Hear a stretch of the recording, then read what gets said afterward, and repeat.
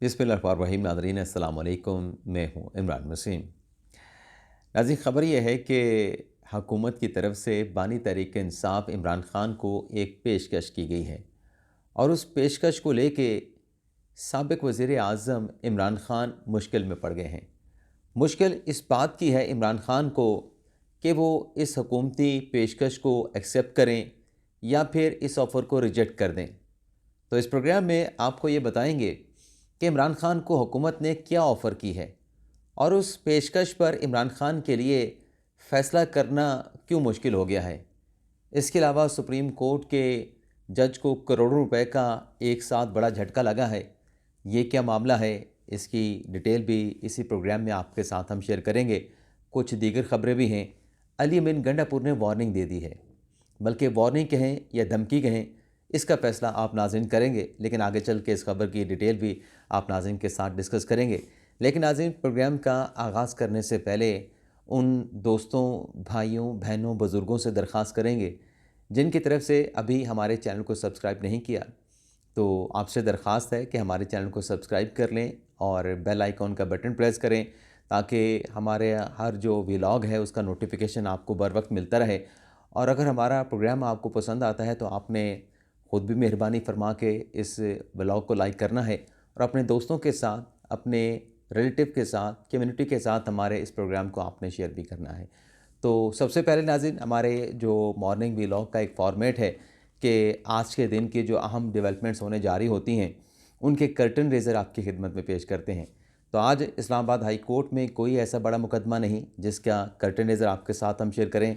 जो district judiciary है वहाँ पर भी कोई ऐसा बड़ा मुकदमा नहीं। अलबत्ता सुप्रीम कोर्ट में 2-3 अहम नौइयत के मुकदमात की समाअत होने जा रही है। एक तो मुल्क भर में गैर एलानिया लोड शेडिंग के हवाले से कुछ इंडस्ट्रीज़ की दरख्वास्तें हैं जिस पर आज जस्टिस मंसूर अली शाह साहब समाअत करेंगे। इसके अलावा मुनाल इस्लामाबाद का मारूफ मारागला की पहाड़ियों में बनाया गया होटल है, इसकी आज chief justice of Pakistan justice Qazi Faez साहब मुनाल की जो लैंड है जहाँ पर ये होटल बनाया गया है, रेस्टोरेंट बनाया गया है, इसकी लीज़ के हवाले से बड़े अहम मुकदमात की समाअत करने जा रही है। इसमें इशू नाज़रीन ये है कि एक तो सीडीए को ये मुनाल वाले किराया देते हैं, रेंट देते हैं इस ज़मीन का जो लीज़ उन्होंने हासिल कर रखी है। दूसरा, फ़ौज को ये किराया देते हैं, फ़ौज के एक इदारे को जो है वो ये लीज़ देते हैं, अपना किराया देते हैं। तो अदालत ने जो मिलिट्री लैंड ऑफिसर हैं फ़ौज के, उनको भी आज समन कर रखा है। तो आज इस केस की भी बड़ी अहम समाअत होने जा रही है। इसके अलावा नाज़रीन, सुप्रीम कोर्ट में साबिक़ एमडी पीटीवी अताउल हक कासमी साहब की जो तकर्री हुई थी, जिसे साकिब निसार साहब ने कलअदम करार दिया था, और फिर उसके बाद अताउल हक कासमी पे, इसहाक डार पे, परवेज़ रशीद पे और फवाद हसन फवाद पे भारी जुर्माना भी लगाया गया था। उस फैसले के ख़िलाफ़ नज़रसानी की दरख्वास्त पर भी आज सुप्रीम कोर्ट में समाअत होगी। चीफ जस्टिस काजी फ़ाइज़ ईसा साहब, जस्टिस इरफ़ान सादिक ख़ान साहब और जस्टिस नईम अख्तर अफ़गान साहब जो हैं, इस केस की समाअत करेंगे। इस केस में भी कोई बड़ी ख़बर जो है वो डेवलप हो सकती है, क्रिएट हो सकती है। अब आ जाते हैं हमारे व्लॉग की जो दीगर अहम ख़बरें हैं। सबसे पहले नाज़रीन, एक बड़ी अहम ख़बर है कि Mohammed bin Salman prince of Saudi Arabia वली अहद, वो उनका तो दौरे का इम्कान है कि रमज़ान मुबारक के बाद वो पाकिस्तान का दौरा करेंगे। लेकिन उनके इस दौरे से पहले नाज़रीन, जो उनके भाई हैं सऊदी अरब के जो वज़ीर दिफ़ा हैं खालिद बिन सलमान साहब, वो पाकिस्तान का दौरा करने वाले हैं और दौरे में कोई ज़्यादा दिन नहीं है नाज़रीन, सिर्फ 2 दिन का वक्फ़ा रह गया है। 23 मार्च की जो परेड होने जा रही है उसमें डिफेंस मिनिस्टर सऊदी अरब जनाब इज़्ज़त माब जो खालिद मोहम्मद बिन सलमान हैं, वो भी इस परेड में शरीक होंगे। तो ये भी पाकिस्तान के लिए एक अहम ख़बर है कि हमारा यौम पाकिस्तान है, उसमें सऊदी अरब के वज़ीर दिफ़ा भी मौजूद होंगे। और मुझे कोई दोस्त बता रहा था कि चाइना का भी कोई इसमें डेलीगेशन आ रहा है और वो ग़ालिबन कुछ अपनी परफॉर्मेंस का मुज़ाहरा भी करेगा। इसके अलावा नाज़रीन, आ जाते हैं कि सुप्रीम कोर्ट के किस जज को करोड़ों रुपए का एक साथ बड़ा झटका लगा है। इस नाज़रीन मामले का बैकग्राउंड ये है कि जस्टिस नकवी साहब, जिनके ख़िलाफ़ मुख्तलिफ़ शिकायत आईं, उन शिकायत पर सुप्रीम जुडिशल कौंसिल ने कार्रवाई का आगाज़ किया। अच्छा, कौंसिल की इब्तदाई जो नाज़रीन फॉर्मेशन थी, जो कॉन्स्टिट्यूशन तश्कील थी, उसमें जस्टिस इजाज़ुल एहसन साहब भी थे। तो नकवी साहब को नोटिस कर दिया गया। उन शिकायत पे 9 उन पे इल्ज़ामात सामने आए। अब उसमें नकवी साहब ने जवाब दिया। जवाब के बाद जब कौंसिल ने प्रोसीड करने का फ़ैसला किया, उनकी सुप्रीम कोर्ट में दायर की गई, जिससे मज़ाहिर नकवी साहब की जो पिटिशन थी वो रद्द कर दी गई। तो नकवी साहब जो हैं वो 10 जनवरी को रिज़ाइन कर गए। लेकिन सुप्रीम जुडिशल कौंसिल ने कहा कि ऐसे कैसे हो सकता है, ये एक जज के ख़िलाफ़ कंप्लेंट है, अगर कार्रवाई मुकम्मल ना हो तो आवाम का अदलिया पे जो एतमाद है वो मजरूह होगा। ये तासुर जाएगा, ये मैसेज जाएगा कि जो जज साहबान हैं वो एहतसाब से बालातर हैं, उनके ख़िलाफ़ अगर एहतसाब शुरू हो तो वो रिज़ाइन कर जाते हैं। तो उस पर फिर एक सुप्रीम कोर्ट का फ़ैसला भी आया और फिर सुप्रीम जुडिशल कौंसिल ने कार्रवाई को प्रोसीड किया और अल्टीमेटली ये रिकमेंडेशन सदर साहब को भेजी कि नकवी साहब को उनके ओहदे से बरतरफ कर दिया जाए। अब नकवी साहब की बरतरफी से पहले वो रिज़ाइन दे चुके थे, उनका इस्तीफ़ा सदर साहब एक्सेप्ट कर चुके थे अलवी साहब, और उनकी एक्सेप्टेंस पर सदर साहब की मंजूरी पे वजारत कानून ने उनकी जो इस्तीफ़ा था मुस्तफ़ी होने का वो एक्सेप्ट कर लिया था।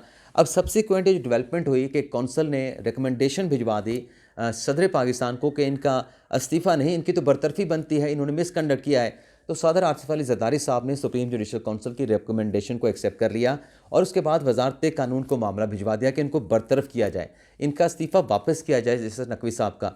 अब हुआ यह है कि वजारत कानून ने नोटिफिकेशन जारी कर दिया है और जस्टिस नकवी साहब अब बरतरफ तसव्वुर होंगे, अपने नाम के साथ जज नहीं लिख सकते, अपने नाम के साथ जस्टिस नहीं लिख सकते। और फिर उनकी नाज़रीन जो ख़ास बात है, यानी जो अहम बात है कि करोड़ों रुपए की जो उनको डज़ लगी है, वो ये है नाज़रीन कि जो उनको करोड़ों रुपए की पेंशन मिलना थी, 10, 12, 15 करोड़ रुपए किसी जज को, मेरा एक अंदाज़ा है एग्जैक्टली कि इतना तो ज़रूर होगा कि पेंशन मिल जाती है। उसके अलावा आपको मेडिकल की सहूलत होती है, आपको पेट्रोल मिलता है, आपको कुछ सरकारी मुलाजिम भी मिल जाते हैं और भी आपको कुछ सहूलियात मिलती हैं। लेकिन उससे भी एक जो अहम चीज़ है कि आपको माहाना 10 लाख या 12 लाख रुपए की पेंशन भी मिलती है। तो ये तमाम जो पर्क्स थे, तमाम जो फैसिलिटीज़ थी, करोड़ों रुपए की पेंशन थी, लाखों रुपए के जो पेंशन की मद में तनख्वाह थी, वो तमाम चीज़ें ख़त्म हो गई। तो रिज़ाइन दे के भी जो जस्टिस नकवी साहब हैं वो ना बच सके, अपने मालियाती जो मफादात हैं उनको महफूज ना बना सके। तो ये नाज़रीन एक बड़ी अहम डेवलपमेंट कल हुई है, ये आपके साथ हम खबर शेयर नहीं कर सके थे, तो अब हम आपके साथ ये शेयर कर रहे हैं। कल नाज़रीन गवादर पोर्ट अथॉरिटी पे जो दहशतगर्दों की जानिब से हमला किया गया, उसकी खबर हम प्रीवियस व्लॉग में आपके साथ हम शेयर कर चुके हैं। लेकिन उसमें हमारे 2 फ़ौजी जवानों ने जाम शहादत नोश किया है। 8 हमलावर तो मारे गए थे लेकिन 2 फ़ौजी जवान भी उसमें शहीद हुए हैं। इसके अलावा शुमाली वज़ीरिस्तान में भी इंटेलिजेंस बेस ऑपरेशन किया गया और वहाँ पे 2 दहशतगर्द मारे गए हैं, 2 दहशतगर्दों की ज़ख्मी होने की इतलात भी सामने आई हैं। अब आ जाते हैं नाज़रीन कि इमरान खान साहब को क्या पेशकश की गई है।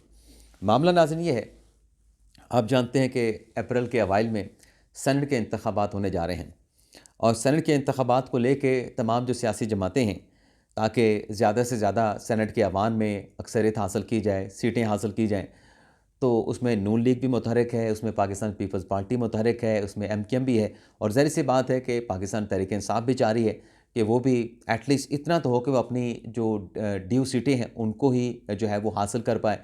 लेकिन इसमें नाज़रीन मामला ये हुआ है कि क्योंकि ये ख़बरें आ रही हैं कि नकल लग सकती है तहरीक इंसाफ के जो इस वक्त सीटें के हिसाब से जो उनकी सेनेट में नशिस्तें बन सकती हैं, उसमें नकल लग सकती है।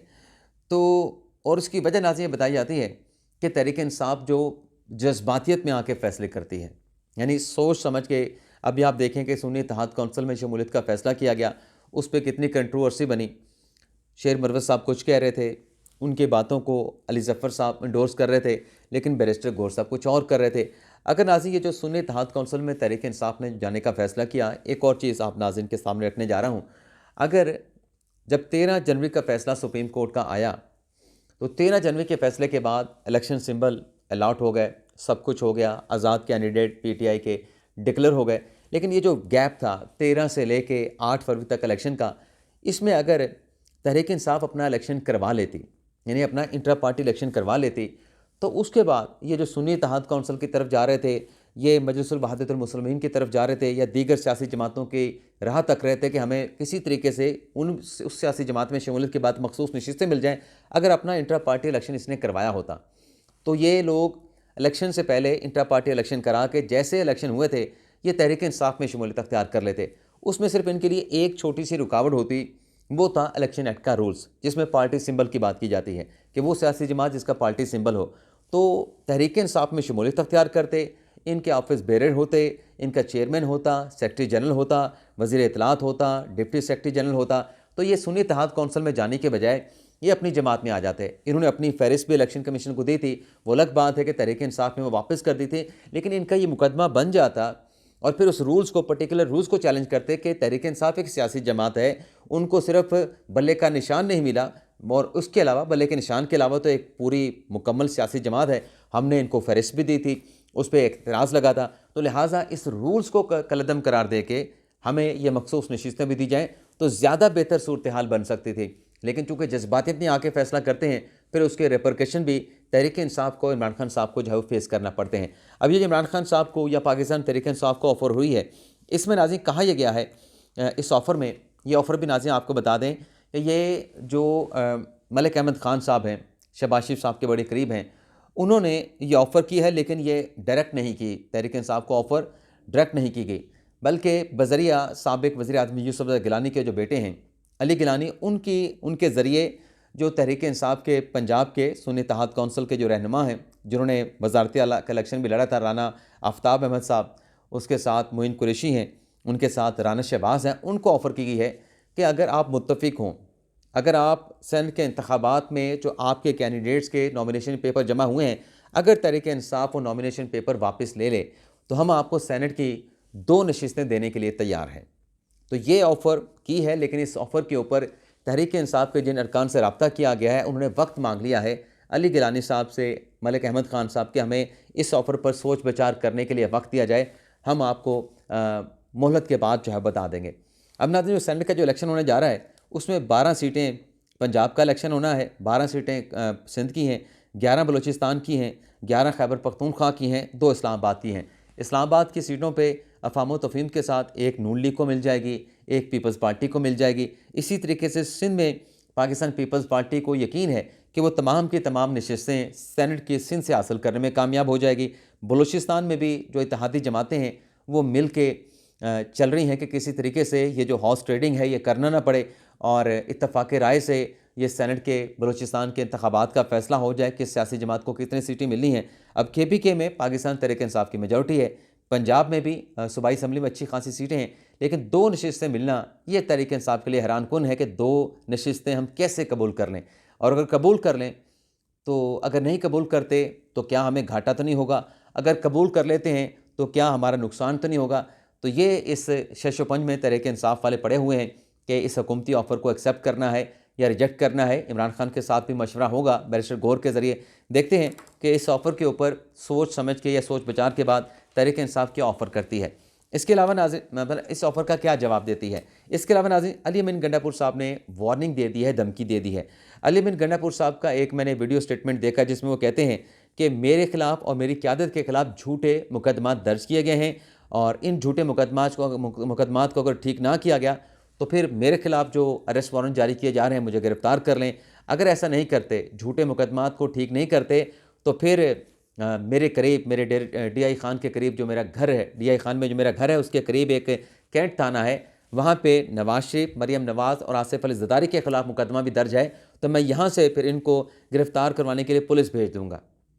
तो ये अली अमीन गंडापुर साहब कह रहे हैं कि मेरी इनको वार्निंग है कि ये जो केसेस वगैरह ख़त्म करें, पर्चे ख़त्म करें, नहीं अगर ख़त्म करते तो फिर मरियम नवाज़ शरीफ को गिरफ़्तार करने के लिए मैं पुलिस पंजाब लाहौर में भेज दूँगा। और आसिफ अली ज़रदारी का तज़किरा तो किया, लेकिन आसिफ अली ज़रदारी साहब सदर बन चुके हैं, उनको किसने हाथ लगाना है, उन्हें तो आर्टिकल 248 का इस्तिस्ना हासिल है। इसी तरीके से मरियम नवाज़ साहब की भी है, नवाज शरीफ साहब को कहते गिरफ़्तार कर लेंगे, क्या इतना आसान होगा। लेकिन बहरहाल अली अमीन गंडापुर साहब जैसे ब्लंट हैं, बात कह देते हैं, तो उन्होंने अपनी बात तो कह दी है।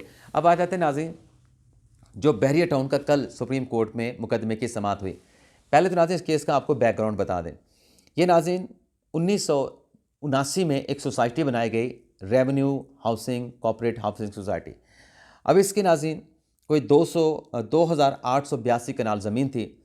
2005 में ये हुआ कि इस सोसाइटी का मलिक रियाज बहरिया टाउन के साथ मायदा हो गया 16 करोड़ के एवज़ कि ये ज़मीन आप रख लें और इसके एवज़ हमें 16 करोड़ दे दें। अब 16 करोड़ तो लेन देन हो गई, लेकिन वो जो सोसाइटी थी, रेवेन्यू सोसाइटी, जो कि 16 करोड़ के एवज़ मलिक रियाज साहब को बेच दी। मलिक रियाज साहब ने वो सोसाइटी आगे DHA को बेच दी। लेकिन उस सोसाइटी के जो पहले वाले जिन लोगों ने प्लॉट ख़रीदे थे, जो मुतासरीन थे, उनको प्लॉट कहाँ से मिलेंगे? उनको ना पैसे अदा हुए, जो उन्होंने पैसे दिए थे प्लॉट के लिए, ना उनको आगे प्लॉट दिया गया। तो वो मुतासरीन सुप्रीम कोर्ट पहुँचे थे और सुप्रीम कोर्ट में इस मुकदमे की समाअत लग गई। काजी फ़ायज़ ईसा साहब, जस्टिस इरफान सादत साहब और जस्टिस नईम अख्तर अफ़गान साहब थे। तो काजी फ़ायज़ साहब ने कहा कि इस केस में कुछ अहम किरदार सामने आए हैं, जिसमें उन्होंने कहा कि ज़ाहिद रफ़ीक साहब हैं, मलिक रियाज़ बहरिया टाउन है, साबिक सदर परवेज़ मुशर्रफ हैं, परवेज़ लाई साहब हैं। तो ये बड़े ताकतवर लोग हैं, तो हम इस केस को लाइव चलाएंगे, क्योंकि इनकी खबर नहीं चलती, तो हम लाइव चलाएंगे। जिसने देखना हो वो खुद लाइव देख के इस सारी कार्रवाई को देख पाएगा। तो काजी फ़ैसल साहब ने जो कहा कि मरकज़ी किरदार परवेज़ मुशर्रफ, परवेज़ इलाही, बहरिया टाउन और ज़ाहिद रफ़ीक हैं। ये नाज़रीन ज़ाहिद रफ़ीक वही हैं जिन्होंने जस्टिस नकवी साहब को महंगे तोहफे दिए थे, अर्जा नरखों पे प्लाट दिए थे। 5 करोड़ लाहौर का, गुलबर्ग का वो सेंट जॉन्स पाल का जो प्लाट था बिस्मा बारसी वाला, वो ख़रीदने में 5 करोड़ जो है उन्होंने गिफ्ट में दिया था। फिर उनकी बेटी के लिए लंदन में पैसे भिजवाए थे। तो ये वो ज़ाहिद रफ़ीक साहब हैं। इरफान सादिक साहब ने कहा कि क्या ये जो DHA है ये शोहदा को प्लाट देती है? क्या शोहदा के नाम पर ऐसा नहीं है कि जो कमर्शियल प्लाट हैं DHA में उनको भी फ़रोख्त किया जाता है?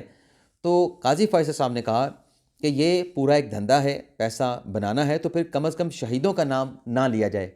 कहते हैं कि शहीदों को प्लाट मिलते हैं, लेकिन इसमें पैसा बनाया जाता है शहीदों के नाम पे। काजी फ़ैसल साहब ने कहा कि अगर ये सब कुछ ठीक था, जो डील हुई मलिक रियाज़ हुसैन बहरिया टाउन की रेवेन्यू हाउसिंग सोसाइटी के साथ और फिर आगे DHA के साथ, इस डील को सीक्रेट क्यों रखा गया? वकला की तरफ से कहा गया कि ये डील सीक्रेट नहीं थी। काजी फ़ैसल साहब ने कहा कि इतनी बड़ी डील हुई, इसकी कोई आप खबर भी दिखा दें। वैसे तो नाज़रीन बहरिया टाउन की हर छोटी मोटी खबर लग जाती है, तो काजी फ़ैसल साहब ने कहा कि वो खबर भी दिखा दें। अब इस पे लाजवाब हो गए वकला। काजी फ़ैसल साहब ने कहा कि ऐसा तो ईस्ट इंडिया कंपनी भी नहीं करती जैसा कि इस केस में हुआ है। वज़ीर आला पंजाब परवेज़ इलाही साहब ने भी इस नसरन दे दिया, तो ऐसा तो ईस्ट इंडिया कंपनी में भी नहीं होता था।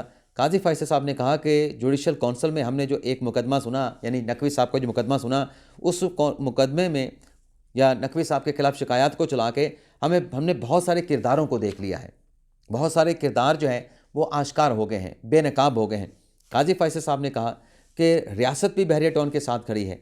आर्मी चीफ़ कौन होते हैं कि जिस वक्त ये मुआहिदा हुआ, काजी फ़ैसल साहब ने पूछा कि आर्मी चीफ़ कौन थे, तो बताया गया कि जब मुआहिदा हुआ ये हाउसिंग सोसाइटीज़ का आपस में, तो परवेज़ मुशर्रफ साहब जो है वो आर्मी चीफ़ थे।